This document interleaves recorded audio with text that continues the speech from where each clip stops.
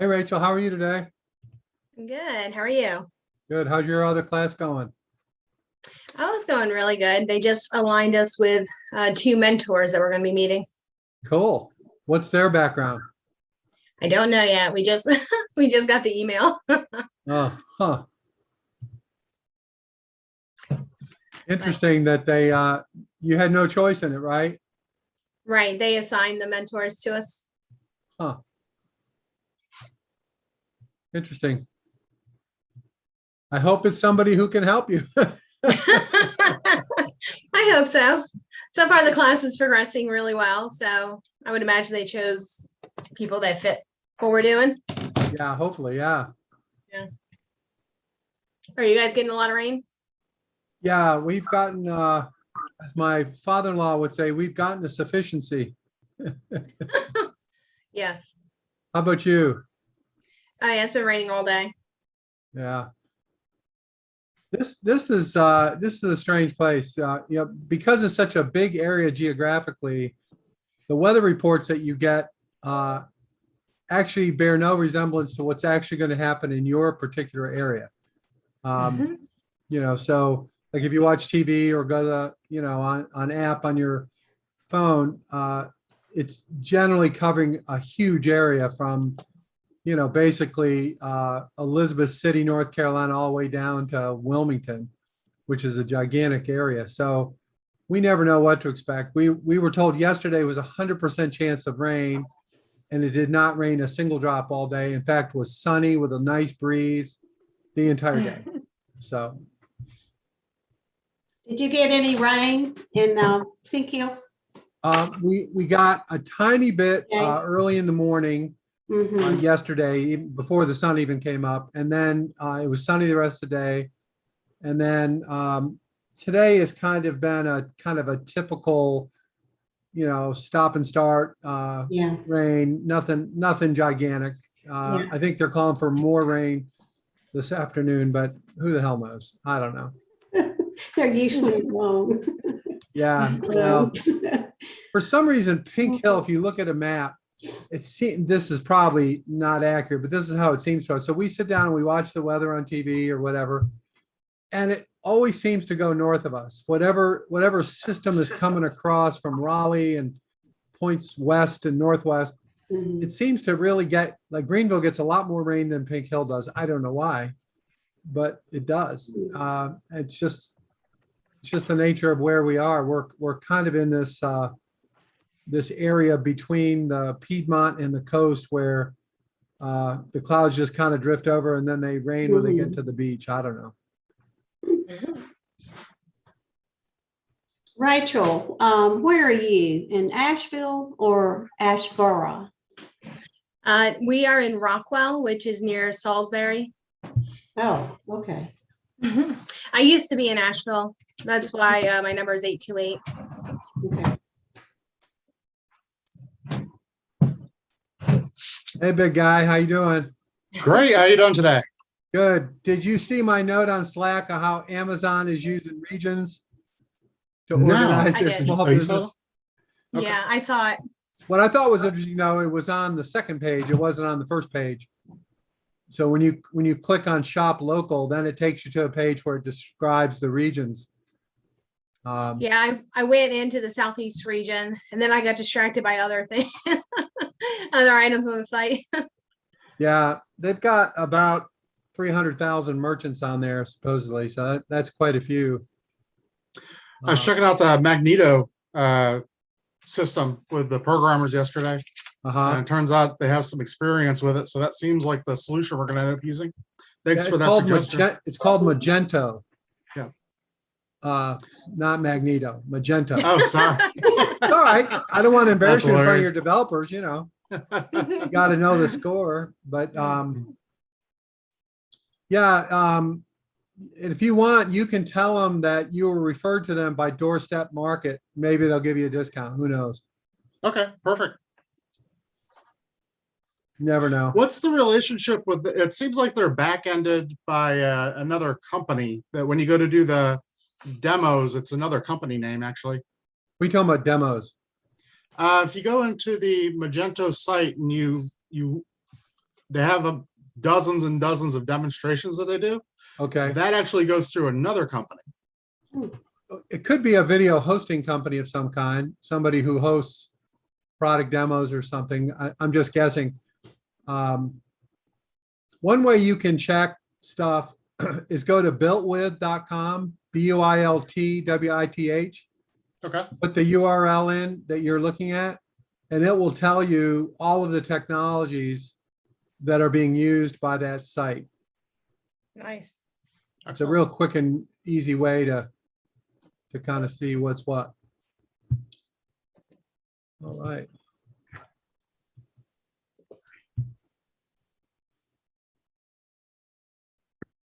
Hey, Taylor. Hello, how are y'all doing? Good. Let me try not to like delete you or do something stupid. Let me make you co-host so you can present. With any luck, we'll do that. Welcome to the big boss. Tom Rue is here from NC Idea. Everyone be on their best behavior. He's the big guy. Oh, yeah. So everyone act real important and real nice and tell him how much you like me. He can't be bought is what I heard. Well, let's So, just say admiration in me plus 50 cents will get you a cup of coffee. okay. Tom, I have to brag on Tom a little bit because even though he is part of an organization, very few people in North Carolina have done more to bring entrepreneurship to the rural areas than Tom and his organization, NC Idea. And I mean, I'm not even just trying to be nice. It's really true. And so I just, any of you all, you may be familiar with it. You may have applied for grants or whatever. They have a lot of different programs and they're really, really helpful to folks like us. So that's my unpaid for pitch. Very kind of you to say, Dennis. I'm actually only tuning in because if memory serves, I was at an event at ECU several years ago, and I think I met Taylor, and I think I saw you do a pitch. And so when I got your email, I was like, oh, I'm very excited to see the progress since I last saw you, which, like I said, I'm losing track of time. It could have been Been a 3 couple 4 of years ago. at least. Yeah, I was Yeah. still in school. I remember I talked to you. You told me I should drop out. I didn't. I stuck with it. I stuck with it. I really did. But yeah, it's definitely come a long way. I've had so many people over the years when I was at ECU who were like, you should just like stop it and go like follow the business. But I was so close. I think it must have been my senior year or something by the time we met. But yeah, it's good to see you again. All right. Well, we're going to go ahead and get started. For those of you who don't know our guest host today, Taylor Walden, dun, dun, dun, dun, is our guest speaker today. And as Tom indicated, she's been active in our community for several years, even though she's only 12 years old. It's really amazing how she's been able to pull that off at such a young age. But seriously, she started her business very early on. And I'm not going to give any details because she's going to want to tell it and you can ask her questions. The other thing about Taylor that I think is really wonderful for all of you is her willingness to share what she has learned. And some of her learnings have been at great cost in some various ways. So I admire the fact that she is willing to share that. And if you learn something from her, trust me, it's the truth. And so with no further ado, I introduce Taylor Walden, founder and CEO of Simple and Sentimental. Thank you so much, Dennis. I'm so glad to be back on here. I participated in the Accelerate Rural Accelerator, gosh, maybe like last fall. Yep, the first one. You were a rookie. You were in our rookie class. Yeah, and I really enjoyed it. So I'm really glad to be back. And I see some familiar faces too. So hello. I'm just so glad to be back here so I can tell you guys a little bit about Simple and Sentimental and how it's grown over the years, and hopefully some of the things that I've learned can like help your businesses. And this is really casual. If you have questions, like please interrupt me and ask me, that's fine. Or I'll just pause at the end and just give me all the questions you have. So I started Simple and Sentimental in my college dorm room at ECU in the fall of 2016. I was an interior design major and I needed something to do in between my classes. So I had this hobby of like hand lettering. So I would have really pretty handwriting. I would make artwork. And I actually did start an Etsy shop in the fall. So I would like make this artwork, like I do like watercolor painting and all kinds of stuff. And I would list it on Etsy and none of it sold. I tried so hard to like make this like artwork stuff work.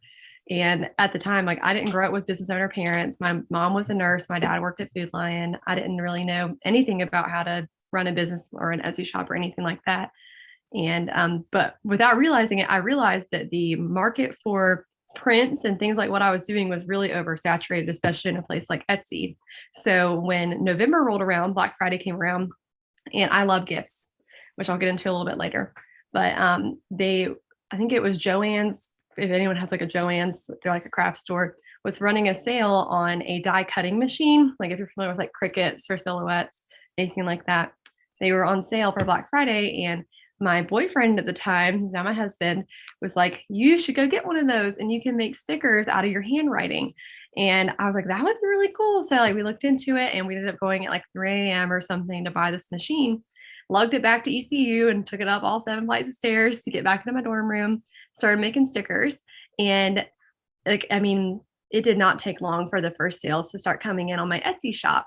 And by Christmas time, I had invested in like an iPad so I could like do digital handwriting, and I would turn it into stickers and I would sell it on Etsy, and I would sell it on Facebook and Facebook groups. So there were like Facebook groups of students in it, and I would post and say I made stickers. They'd reach out to me. I would meet them in front of the Dowdy student store, and I became known as the sticker girl.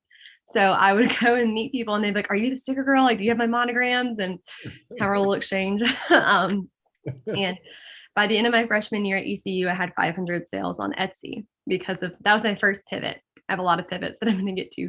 That was my first one, was going from making the watercolory stuff that a lot of other people could do and finding something that only I could do.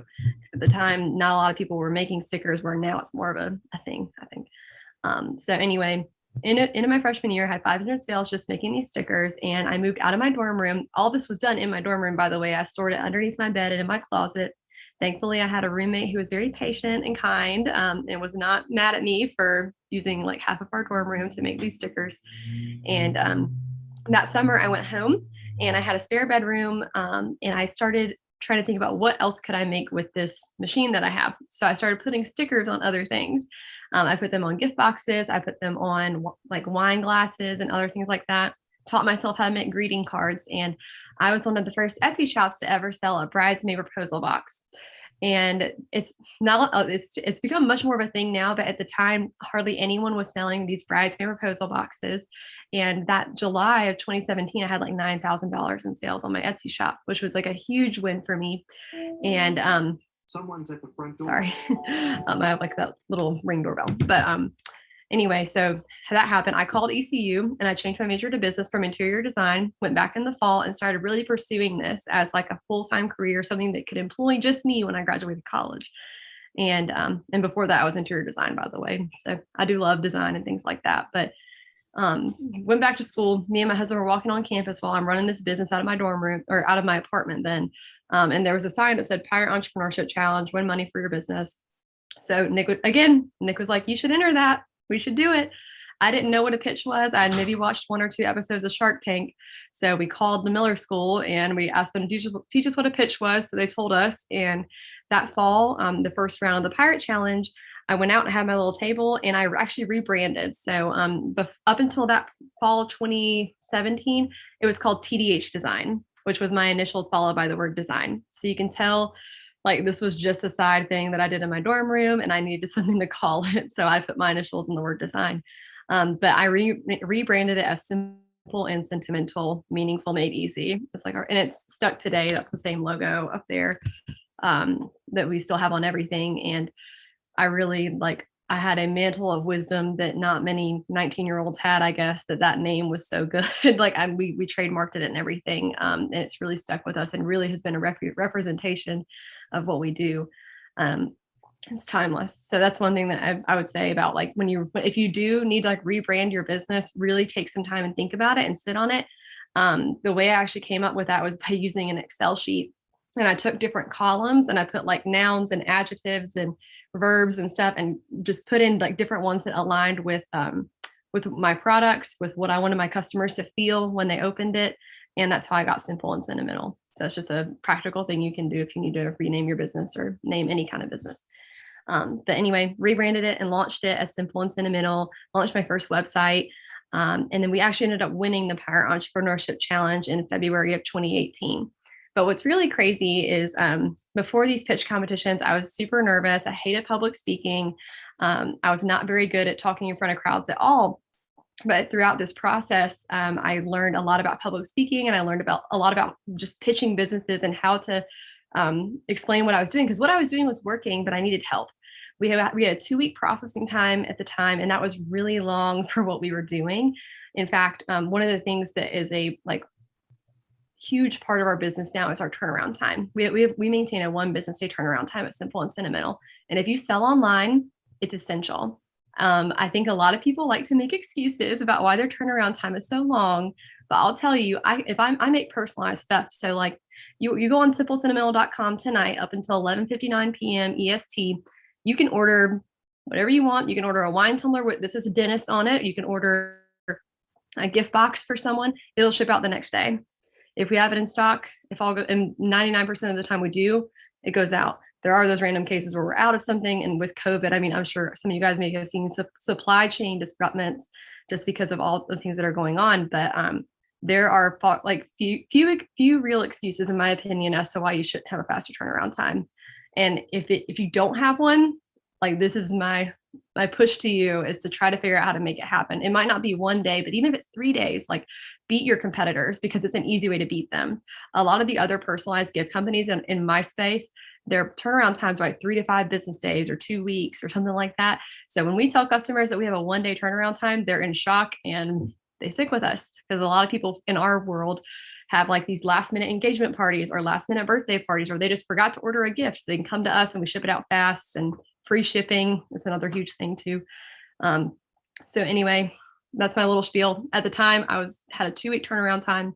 So my whole pitch when I entered these pitch competitions was that I needed money to hire employees, because at the time it was just me and Nick out of my little apartment shipping things, and we couldn't keep up with the orders. It was just us two, and I didn't have an office to hire an employee because I didn't want to bring someone into my apartment and be like, okay, I'm going to pay you to come work out of my bedroom. So January 2018, we moved into our first office. We had 500 square feet. And after we won that pitch competition, we were able to hire employees. So I hired 2 or 3 part-time employees to work with us. That way we could cover the shifts. I was still in school at the time. So like I had to have somebody at work to receive shipments while I was in class. And anyway, I won the Pirate Entrepreneurship Challenge and the Greenville area pitch competition. So if anyone is in Eastern North Carolina or like physically in Greenville, they do have a pitch competition annually. I'm not sure exactly what's going on with like COVID and everything, but it's usually in like March, February or March. And we won $6,000 there. And then the next night was the Pirate Entrepreneurship Challenge, where we won $12,500. So within 24 hours, we won $18,500 and used that money to hire employees and to move out of my apartment and into that first 500 square foot office space. And I mean, it's just been a crazy ride from there. From 2017 to 2018, we quadrupled our revenue. From 2018 to 2019, we tripled it. And then from 2019 to 2020, we doubled it. And we're expecting to either stay the same or double this year, somewhere in the middle. But it's been really crazy. And it's been a huge blessing to own the business, and for those pitch competitions that really did lift us, like take us to the next level, if you will. Because I didn't have the capital and to invest it. I started the business with $300 in my dorm room, and just kind of slowly built on it from there. I had to be profitable to keep going because I didn't have another job. This is how I was paying for things. Later on, I ended up starting paying for my own college and for my rent, and everything was kind of like shoved out. So I really relied on the business, and that's what made me start taking paychecks and things like that too. But anyway, long story short, Simple and Sentimental started as a decal business in my dorm room and now is a multi-million-dollar e-commerce brand. We ship all over the world.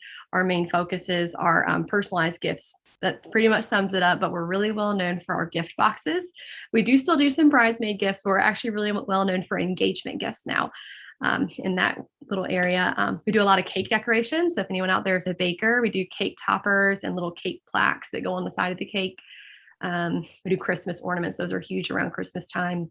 And what's really cool is we've got an Etsy shop with it's about either just hit 75,000 sales or it's about to, and the website. So we use Shopify for our website, which I highly recommend. And those are our 2 main sources of income. We do have 2 inside salespeople who help us run fundraisers for the military, which I can dive a little bit more into if you'd like. And then we have someone who does corporate sales. So we just sent out an order like the UNC system with like, I think a couple hundred wine tumblers and some other fun items that are going around the state to different institutions. So we've got a couple of different streams of income. The main one is still our Etsy shop, and it has been up until this point. Then we've got our website, and we've got the corporate sales and the fundraisers with the military. So we do quite a few different things, but one thing that has been interesting over the course of the business has been pivoting. So I mentioned that first pivot was pivoting from like the watercolor stuff to doing the decals. I've had to pivot constantly in the business to keep up with things, and especially in e-commerce, like things are changing so quickly, and with social media marketing and all that kind of stuff. But one notable pivot I'll talk about a little bit was when the pandemic first hit. So before the pandemic, we primarily sold wedding gifts, like those bridesmaid gifts I talked about. We didn't sell a lot of the other stuff at all. And when the pandemic happened, all the weddings just stopped. People stopped proposing, like the world just stopped spinning. And we realized that one of the machines that we used to make all these gifts could actually make face shields. So we started making face shields, and the FDA at the time had lifted all of their requirements for what a face shield needed to be because everybody needed them so bad. And we ended up donating over 2,500 face shields. So what we did is we started a GoFundMe where people could donate for us to pay people to make the face shields and to buy the supplies. And we donated a good chunk of them to Vidant Medical Center. But we also sent some to Spokane, Washington, Elmhurst, New York, Florida, Kentucky, all these random states.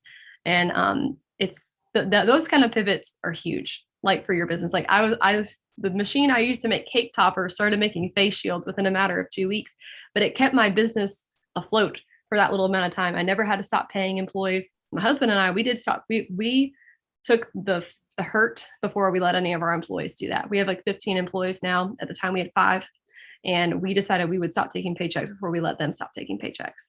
And thankfully the PPP came around, and we were able to like just kind of mosey right along. And as face shields died down, we pivoted again. We didn't start selling wedding gifts again. We started selling things that said happy quarantine birthday, happy quarantine Mother's Day, happy quarantine graduation. We just put quarantine on top of everything.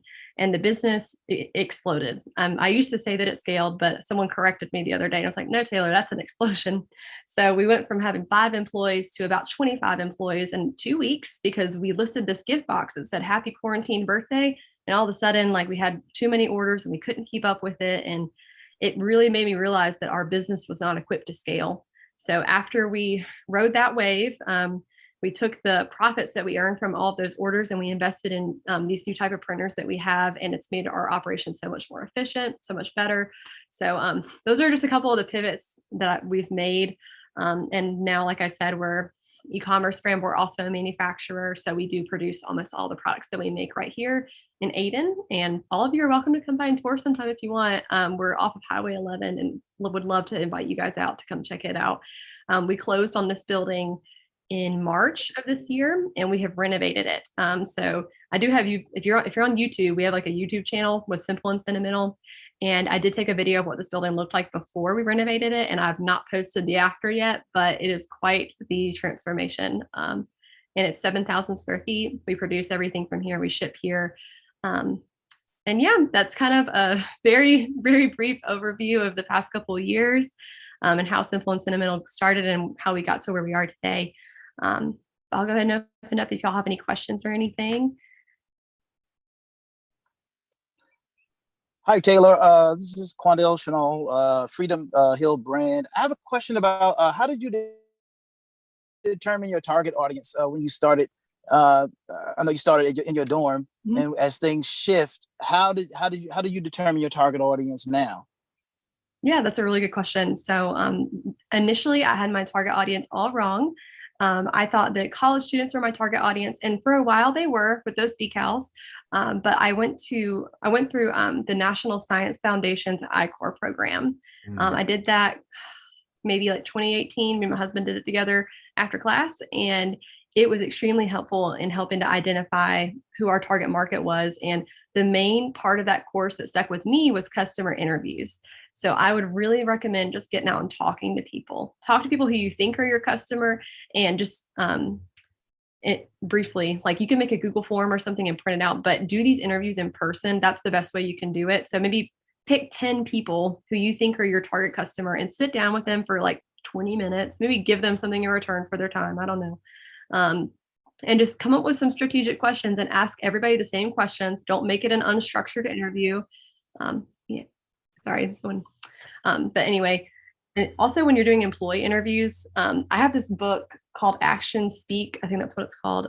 It's from one of my HR classes in college, and it's all about how to create a structured interview. It's great if you're hiring employees, but it's also really good for this customer interview process because the main point of the book is that you should ask like the same questions every single time to help get a more accurate read on people. Because if you just go into these customer interviews and you just let the conversation roll, you're talking about whatever they want to talk about, you're not going to get accurate information from like the same people that you can compare side by side.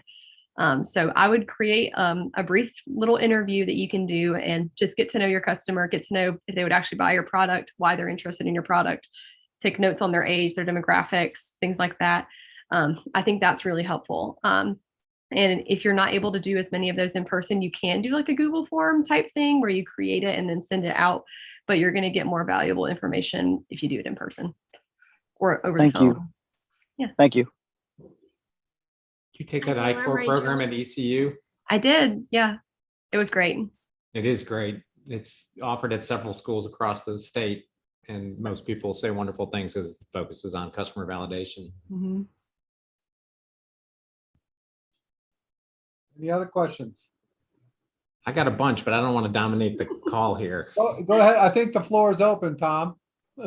So first of all, congratulations, Taylor. I mean, like, wow. I mean, you're like exhibit A of why we do the work we do. And I'm lumping Dennis into the we. This is the power, in particular in more rural communities, right? Those jobs that you've created, I'm sure are, of great value to the community. What's the ultimate? Like, what are you guys working towards? What do you and your husband want to do with the company at some point? And it's okay, like if you don't have some big grand answer to that, it could be like, we're just taking every day as it comes, but is there a goal in mind? And I'll lead the witness in one little piece here. I don't know if you saw the announcement last week, but a company we funded back in 2008, sound very similar start to yours, little company called Spoonflower. Yeah. Spoonflower got acquired last week for $225 million by Shutterfly. And Shutterfly's one of our competitors. yeah, well, and on a personal level, I had one of my last startups, one of my clients was Things Remembered. And as you were talking, thinking like, boy, if there were a company that would acquire, Simple and Sentimental, Things Remembered could be one of those. Yeah. But Yeah. My long-term goal, I want to become the world's leading personalized gift company. I don't know when that's going to happen. I wish I could tell you, but people are a little, and like when I first wrote that down that I wanted to do that, I don't think I realized the weight that came with it because I'm in a C12 group, which if anyone's familiar with that organization, it's really good. And okay, so it's like a like business group. It's a group or like once a month you go meet, and it's like a Christian business owners group thing. And it's once a month we have meetings, and there's a couple of parameters that your business has to meet to get in. I think you have to have like a certain number of sales and a certain number of employees just to kind of like it. I think it helps a lot because then when you're talking about issues that people understand. And anyway, I was talking to them about it, and I mentioned that I wanted to become the world's leading personalized gift company. And my husband was there, and he was like, "When you said that, you just glossed over it, like you didn't really say much." And they paused you and were like, "Wait a minute, did you say worlds or did you? What do you mean by that?" It's a very big goal. I don't know if it's going to be something that's achieved in the next 10 years, 20 years, 50 years. But it is something that I'd like to see, either for me to see, or hopefully I have children to pass this business down to. Maybe they can achieve it, or however that might play out. I'm 22. I don't have kids. I'm married. But my husband and I, we are foster parents, for a fun fact. But anyway, that is one of my goals. And I think one baby step in that direction is becoming the United States leading personalized gift company. Someone's at the front door. Well, one goal you've already made is the largest one in Aden, North Carolina, I'm pretty sure. That's true. We might be the only one. I haven't done a ton of research. We don't say that part. We just give the superlatives. Yeah.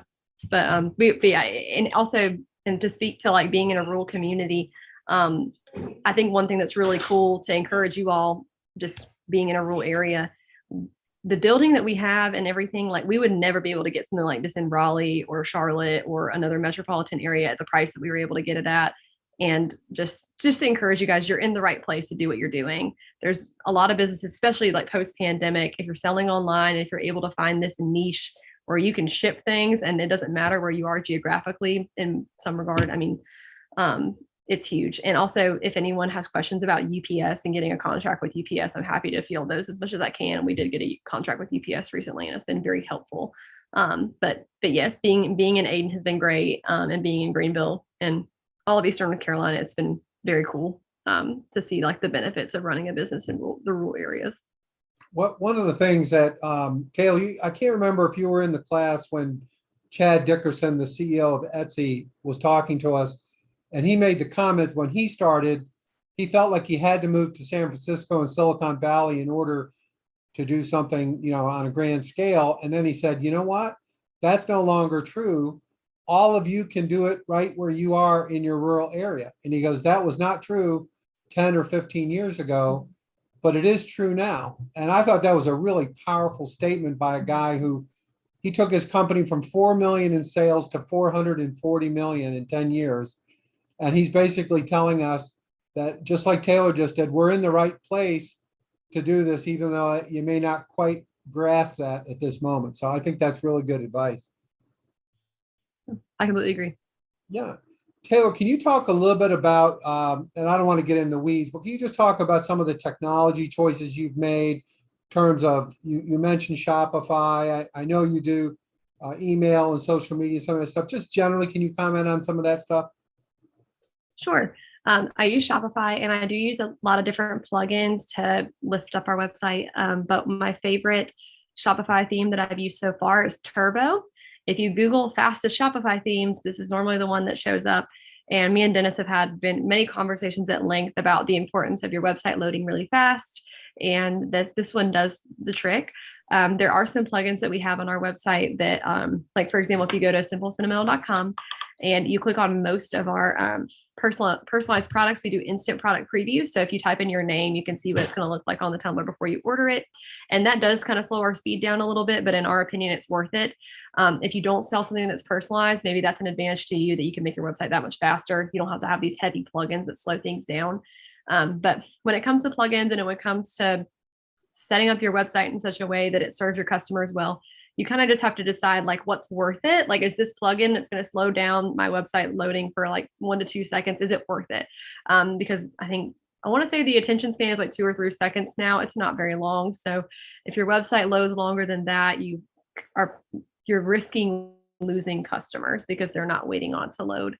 And whenever you do test out your website speed, I would recommend turning your Wi-Fi off, deleting all your cookies, clearing your history, all that, and then test it on your phone. Don't use your desktop computer, because you probably use your desktop computer to, build your website, design it and everything. But I think 94% of our customers use a phone to order from our website. That's also a very important statistic to know for your customers as well. And if you have Shopify, I know that you can see that data of how many people are coming from a phone versus a computer. You can see the operating system they're using. And if you're not able to see it from your website hosting platform, you can connect Google Analytics into your website. It's completely free, and you can see even more data about who's coming to your website, all that good stuff. And we do run Google ads as well. I've been running Google ads for about a year now, with the help of Warren Allen, who I know has been involved a little bit, like speaking with Accelerate Rule and stuff. His business is called The Click Firm. Highly recommend him. He's great. And has really helped us like set up Google ads that work. And I guess as technology goes, that's the website. I use OmniSend for email marketing. They also do text marketing. I've not tried that yet, but the email marketing's been pretty good. I have like an abandoned cart email set up. There's even an email where if they like view a product and I have their email, it'll be like, did you see something that catches your eye? And it emails them. Yeah, I've got a couple of different like little flows set up depending on like different actions the customers will make. But what I really like about OmniSend is that it's reasonably priced, and it lets you come up with these like little automated systems where it can track the customer on your website. And, you have to have like a link to your Shopify to do this, but it tracks customers on your website, and based on their actions, we'll send them certain emails. There's like I think they're called like workflows, but that's kind of the idea, is that it does the work for you and it works smarter, so you can not have to be on it quite as much. But from the technology side, that's what we do. And then we've got some machines that we use to personalize. I'd say that's another big part of our business, is I'm always researching new machines and how we can produce things faster, better, all that kind of stuff. What Warren Allen spoke to the class, I guess, a couple weeks ago, and one of our guys, Branson Edwards, who's on here today, just to kind of paraphrase, he took Warren's tips, just his free tips, and increased views of a video on his website from around 100 a day to 20,000. Wow, that's awesome. I mean, just crazy. So we push Warren hard. He's a good guy. Most of what he talks about is actually free. And it's really, everybody should do this. So that's a real good reinforcement there. Yeah. Could you speak a little bit to your challenges with the technology difficulties you might have in a rural area? I'm assuming you're using laser engravers, direct printers. What's your experience in trying to scale, which means you've got to find people that you can train technically or are technically trained? I would recommend an operating manual. That's been my saving grace. The book, trying to remember, The E-Myth. That's what The E-Myth. And it's all about why you should create an operating manual for your business and why it's so important. And that has been a game changer. We have different operating manuals for every machine that we make. A lot of the company, and I'm also very picky with the companies that we buy machines from. I make sure they have really good customer service before I ever invest in them. And that has also served us really well. A lot of them were able to get issues, if we have an issue with the machine, resolved within a day or two. And I've been very pleased with everything. So I really recommend going to this is people who are very in a very specific space, but if you're looking for machinery, go. If they have a trade show, go to it. Preferably a local one. There's one for us in Charlotte that we'll go to every once in a while, and we can meet the reps that would actually be our reps, and that's really helpful. Is that the ISA? I think it was called the MBM show, but I think they just changed the name. Yeah. Gotcha. But we've gone there, and that's been really helpful. And the operating manuals is huge. I can't speak enough on that. Do you see yourself always centralizing your production at your location or spreading out to other rural locations around the world? If I want to be the world's leading personalized gift company, I'm gonna have to do it at some point. But right now, we one of the reasons our turnaround time can be so quick is because we do produce in-house. A lot of our competitors either outsource that production or they just have other random reasons they don't produce as fast. But because that's one of our main thing, one of our I guess I would almost call it a pillar of our business, is that we turn around fast, and outsourcing that slows it down quite a bit. So I do always see us keeping it in house, but also probably opening up other locations to slow down the shipping time, because that's also been a hurdle. Has been making sure that our free shipping option doesn't take forever to arrive. Okay. What do you use for free shipping? Is that just UPS ground? Do you have one particular type that's free and everything else is pay? Is that how it works? Mm-hmm. Yep. So the free option is the lowest level option. And I will say, has anybody else in here shipped with USPS before? Or a lot, at least? I know okay. Yeah, I'm familiar with it.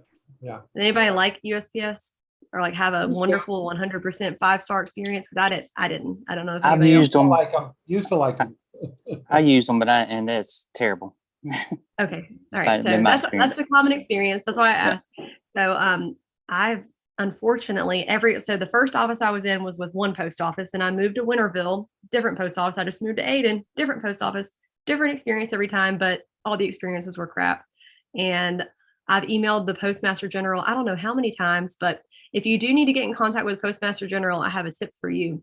Email them, and in the subject line, put, I spend X amount of money at the post office every year and I'm leaving. That's what I did. I spent, maybe $70,000 a year at the time. I felt like I spend $70,000 a year at the post office and I'm leaving.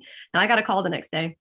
and it works. So if you need to do that, do it. That's one way that I did get change done when I was in Greenville. And ever since I did that email when I was in Greenville, I had much better results with USPS.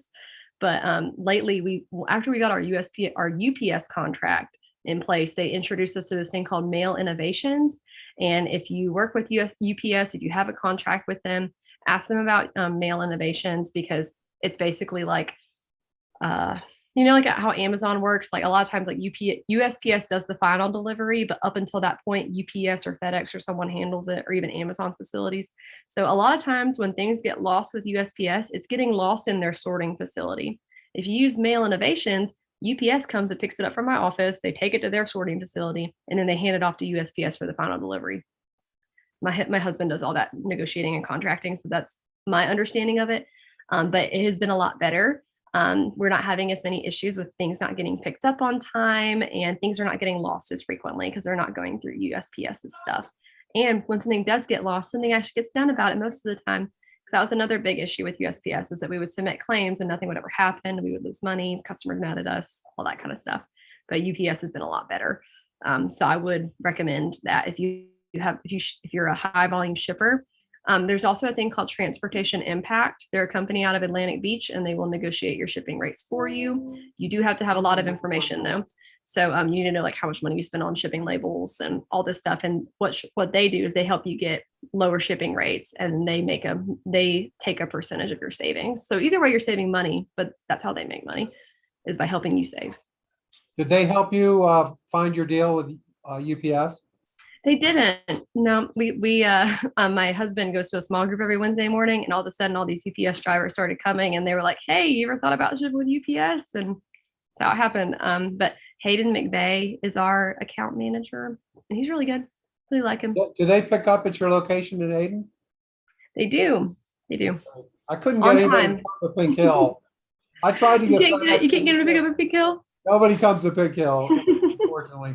Well, that's okay. I'm not shipping anything but a load of BS anyway, so I don't have to worry too much. Okay. Any more questions for Taylor while we have her on the hot seat here? I have one for you. Maybe this will help with the conversation.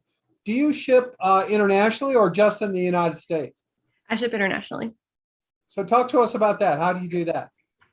It depends. My husband might be a better person to talk in depth about that. And I'm not kidding when I say that any of y'all are welcome to come say hi. I'm here most of the time. My email is taylor@simplesentimental.com.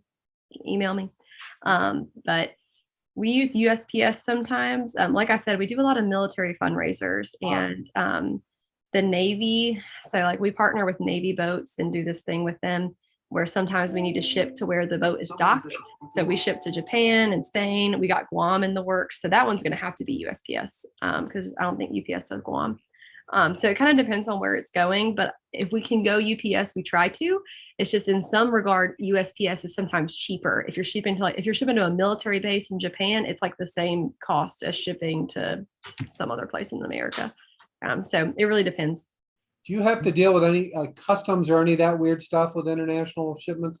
We don't ship wood. That's one thing. We do wood material stuff sometimes, and we just don't ship that internationally because they get kind of weird about it. Okay. So Military, go ahead, Tom. you say military shipments, are you saying those are just clients that are in the military, or is that a government contract? It's not a government contract, although I'm looking into that too. But we actually really work with the civilians. So like every Navy boat has like a family. Most of them have a family readiness group. And it's like the spouses and the family of the sailor. We work with them. I was just going to suggest that you look into doing direct government contract work. In the 90s, I made a lot of money with one of my startups doing government contract work. It's a pain in the butt to figure it out, but once you figure it out, it's a license to print money. Yeah. And if anyone is interested in that, I've been working with Scott Barker from the SBTDC, and he's been really helpful. He like specializes in government contracting. Dennis, do you know Scott? I do. I'll put his stuff in. Yeah. Okay. He's great. He like did a Zoom call with me and like shared his screen and helped me work on my SAM stuff. So he's great. I also put a link to the Michael Gerber's eMyth Revisited in the chat. Oh, perfect. Thank you. Thank you. That's great. Yeah. All right. Any other questions at this point, or please Yeah, feel I've got one. go ahead. So, if we have a product that we need personalized, would we be able to bring that to you to get for our customers?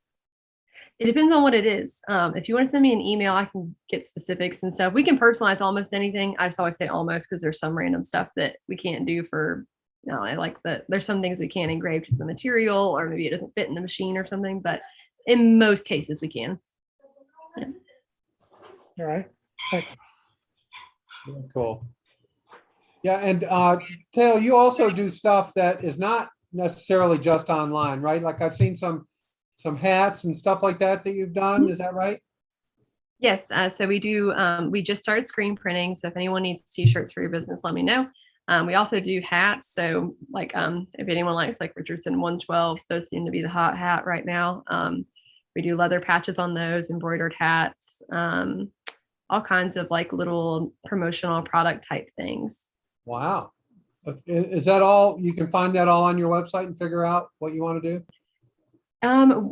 Working on it, but we do have another strategy too. I'm assuming everyone here is like e-commerce oriented. One of our strategies is that I have multiple websites for SEO reasons, but I didn't want Simple and Sentimental become so broad that it didn't make sense anymore. So I've got mangiftsco.com, which is like the guy version of Simple and Sentimental.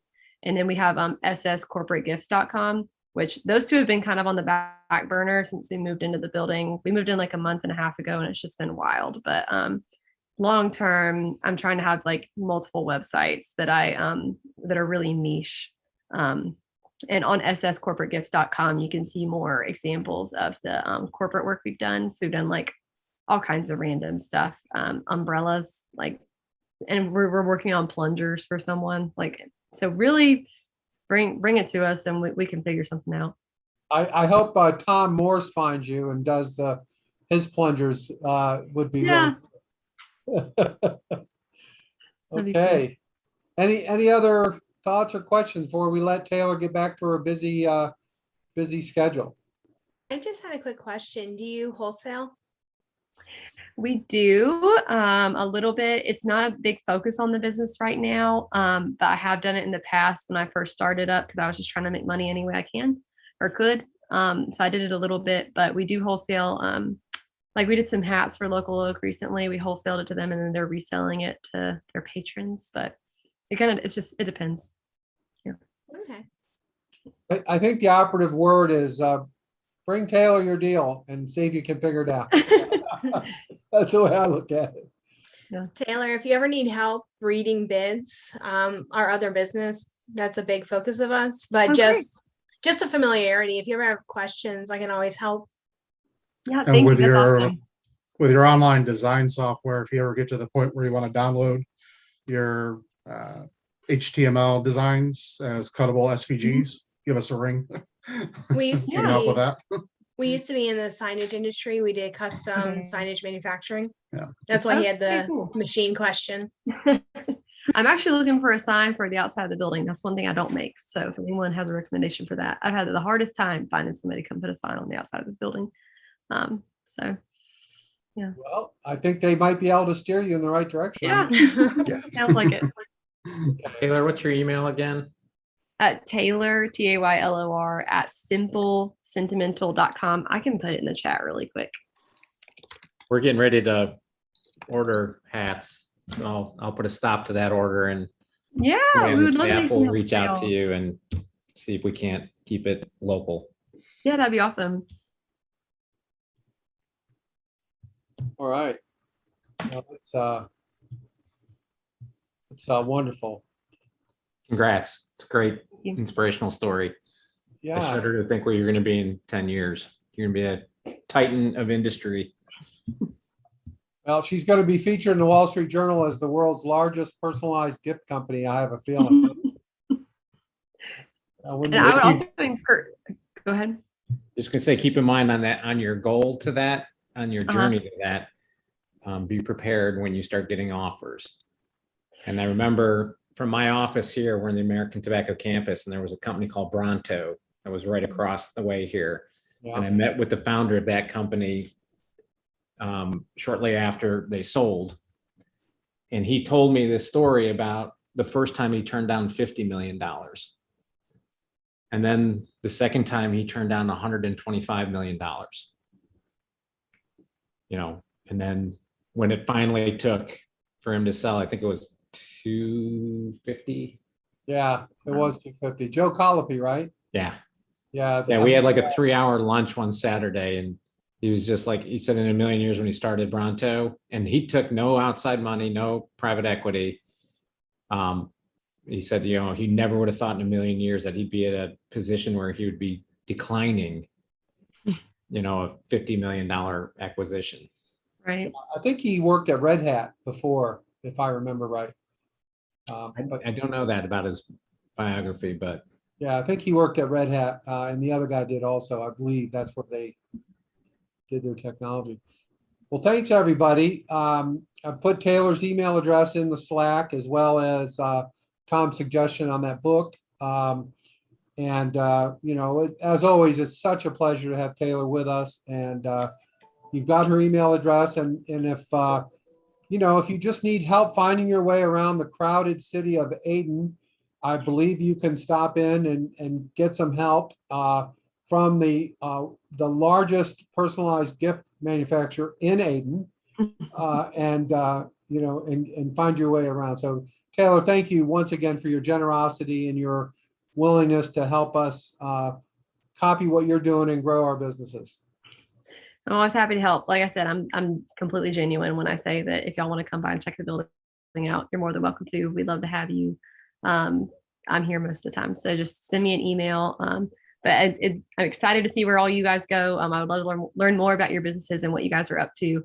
And I would also encourage you. Recently, I received like an award from Forbes, and the only reason I received it was because I applied for it. And apparently I was the only person in Eastern North Carolina who got it, and out of 12 people in Raleigh. So, or out of 12 in all of North Carolina that got it. And I think most of them were like Raleigh and the other way. So I'd highly recommend you guys apply for that kind of stuff, because I would love to see, I'd love to see more Eastern North Carolina people winning it. But I think sometimes like when you see other people who are winning these like big awards and stuff, a lot of times you have to apply for them. So apply for grants, apply for pitch competitions, apply for awards, apply for all that kind of stuff. And yeah, and like Tom was saying, military contracts and things like that. I know Dennis can connect you with Scott Barker. Look for that kind of stuff and really try to find ways to scale online. That's been the biggest thing for me, has been growing my business online and all that that's brought. So thank you all. Thank you, everybody. And we'll tune in again on Thursday when we have John Lack from the Economic Development Partnership of North Carolina, who will teach us about exporting. Taylor, you're welcome to come and listen.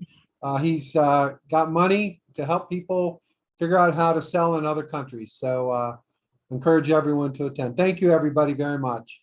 thank you. Take care. Dennis, you're going to be on the Small Business Policy Task Force call in 15 minutes? I am. That's why I'm getting off. I'll